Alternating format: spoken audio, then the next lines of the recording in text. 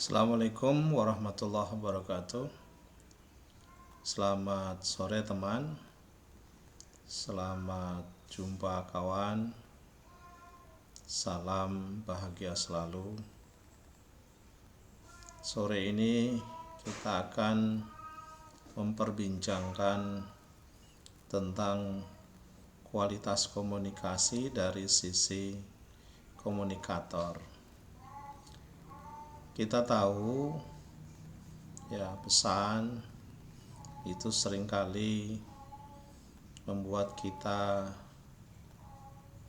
panas, pesan seringkali membuat kita kecewa, pesan bisa membuat kita bahagia, pesan juga bisa membuat kita frustasi atau menimbulkan kebencian dan lain sebagainya. Nah, sebuah pesan yang disampaikan oleh seseorang itu tidak bisa dilepaskan dari siapa orangnya. Jadi ada hubungan nyata antara pesan yang telah diproduksi oleh seseorang dengan sosok orang yang memproduksinya gitu. Di dalam bahasa Jawa ada pepatah aji ning diri ana ing lati. Jadi kepribadian, personalitas itu bisa kita lihat dari apa yang diucapkan gitu. Jadi seperti apa ucapannya, bagaimana konsistensi dari ucapannya, bagaimana jejak rekam jejak dari ucapan-ucapan itu, kemudian bisa kita nilai, bisa kita evaluasi seperti apa orangnya. Kenapa bisa begitu? Karena di dalam cara seseorang menentukan pesan, cara seseorang menyusun kalimat, cara seseorang memilih diksi kata gitu, dan cara-cara dia berargumen sebenarnya menggambarkan kualitas orang yang memproduksi pesan tadi. Misalnya kalau ada seseorang yang mengatakan bahwa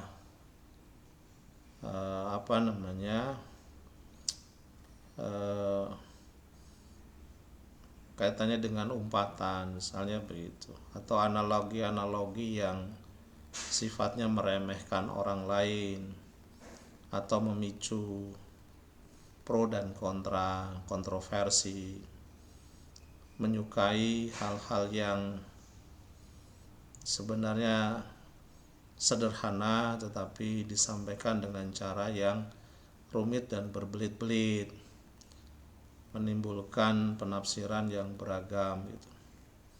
Semua itu tadi tidak bisa dilepaskan dari keadaan orang yang mengeluarkan pesan tadi, yang menyampaikan pesan tadi, yang memproduksi pesan itu. Ada 3 hal yang saya kira bisa kita diskusikan bersama tentang kualitas pesan yang dihasilkan seseorang. Yang pertama tentu saja pesan bisa menggambarkan intelektualitas yang dia miliki. Ya, intelektual ini tentu saja mencakup pengalaman, ya, keahlian, pengetahuan yang dimiliki, jenjang pendidikan, ya, dan senada dengan hal itu.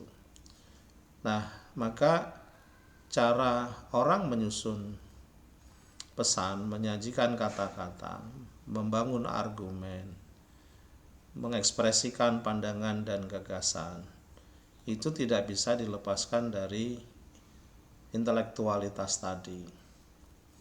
Sehingga dalam cara yang singkat ataupun dalam pertemuan yang singkat dan cepat, seseorang penerima pesan bisa sangat terkagum-kagum dengan betapa begitu bagusnya dan betapa begitu tertata serta rapinya gitu ketika seseorang itu menyusun kata-kata, menyusun kalimat di dalam sebuah percakapan atau di dalam sebuah pertemuan.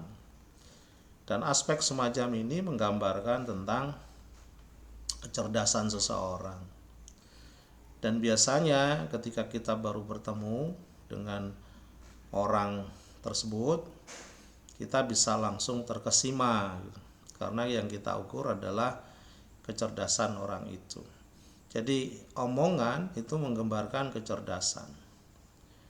Tetapi teman-teman semua, saudara-saudaraku, ya para sahabat-sahabat yang berada di mana saja, kekuatan pesan tadi ya yang terlihat begitu rapi, tertata, begitu argumentatif gitu. Itu bisa saja menjadi tidak ada artinya ya, kalau faktor kedua yang ada di dalam diri komunikator itu tidak mendukung atau tidak menopang kecerdasan yang dimilikinya. Apa itu? Yakni karakter. Silahkan seseorang berkata begitu indah, silahkan seseorang berkata begitu argumentatif, silahkan orang mempunyai kemampuan di dalam menyusun kata-kata yang begitu atraktif dan menarik gitu. Tetapi kalau orang ini dikenal atau diketahui sebagai seorang pendusta gitu, maka sehebat apapun kata-kata yang disusun, argumen yang disampaikan, ya, kemampuan dan kelihayan bagaimana dia menyajikan pesan itu, maka kekuatan itu menjadi tidak cukup berarti atau bahkan tidak berarti ketika dia diketahui atau dikenal sebagai seorang pendusta atau sebagai seorang pemarah atau sebagai seorang yang tidak mau bertanggung jawab. Artinya kecerdasan tadi menjadi tidak begitu berguna. Apapun yang diucapkan, sehebat apapun ucapannya, karena pesan itu tidak menggambarkan karakter yang baik, maka pesan ini menjadi tidak ada artinya. Jadi ada persoalan yang semestinya dipertimbangkan di dalam kita menakar satu kualitas pesan dan hubungannya dengan seorang komunikator. Di dalam kehidupan kita gitu ya, apalagi dalam praktek-praktek media sosial gitu ya, kita kenal banyak tokoh ya,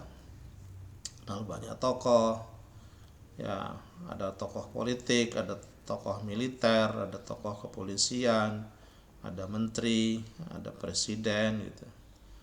Semua tentu memperankan dirinya sebagai seorang komunikator. Tetapi kita juga bisa menilai kualitas komunikator tadi. Apakah memang dia mempunyai kecerdasan untuk berkomunikasi atau tidak? Apakah ia mempunyai kecerdasan berkomunikasi tetapi juga mempunyai karakter yang baik atau tidak? Komunikasi yang mencerminkan kecerdasan tetapi tidak ditopang oleh karakter yang baik gitu ya, maka kekuatan komunikasi itu menjadi tidak berarti. Di dalam kehidupan bermasyarakat kita tahu ada istilah jarkoni, iso ngujar ora iso ngelakoni gitu. Bisa ngomong tetapi tidak bisa memberikan satu kesuritoladanan. Nah, kesuritoladanan itu sebenarnya menggambarkan karakter, bukan menggambarkan sebuah kecerdasan. Jadi ada hubungan nyata antara kecerdasan dan karakter ini yang akan menempatkan seseorang itu menjadi seorang komunikator yang kredibel. Nah, tentu aspek kecerdasan menjadi lebih mudah ya, menjadi lebih mudah untuk diakses, untuk dinilai. Karena itu tangible gitu, lebih mudah orang berkomunikasi, orang menyusun kata-kata, berargumen Kita bisa saat itu terkesima dengan cara orang itu menggambarkan pemikirannya, menyusun kata-kata. Tetapi ya, karakter harus dilihat konsistensinya. Apakah dia seorang yang jujur, apakah dia seorang bertanggung jawab, apakah dia orang yang tenang, apakah dia tidak emosional gitu ya. Tidak sebagai orang pemarah gitu ya, bukan sebagai orang pendendam gitu. Karena karakter-karakter semacam ini sangat mempengaruhi dan menentukan kualitas omongannya. Jadi jarkoni raiso ngelakoni tadi, atau kabura maktan indallahi antakulu malatafalun. Nah, aspek yang ketiga yang saya kira penting juga untuk diperhatikan ya di dalam kita mengevaluasi berbagai ragam komunikator gitu ya. Ada orang yang memiliki kesombongan di dalam berkomunikasi sehingga menempatkan orang dengan pilihan-pilihan kata yang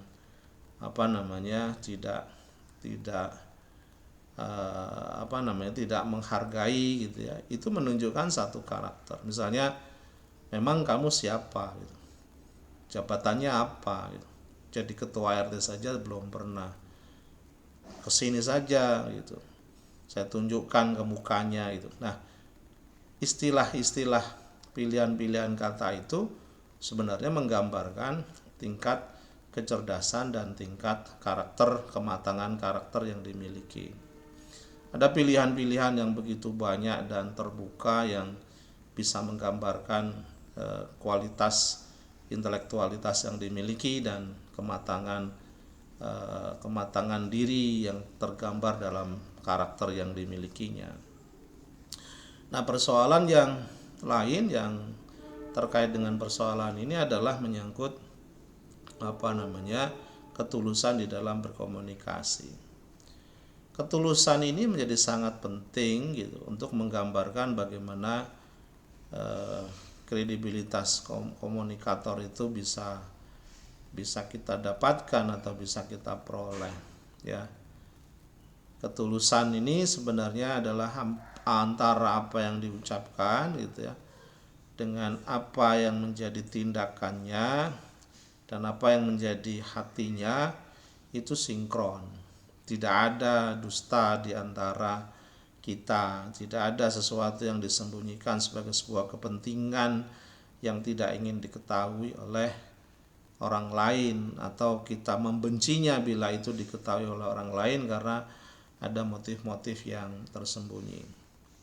Nah, hubungan semacam inilah yang menggambarkan satu keadaan yang apakah kita itu sebagai seorang komunikator yang baik ya, seorang penyampai komunikasi yang baik atau tidak gitu ya, atau tidak gitu.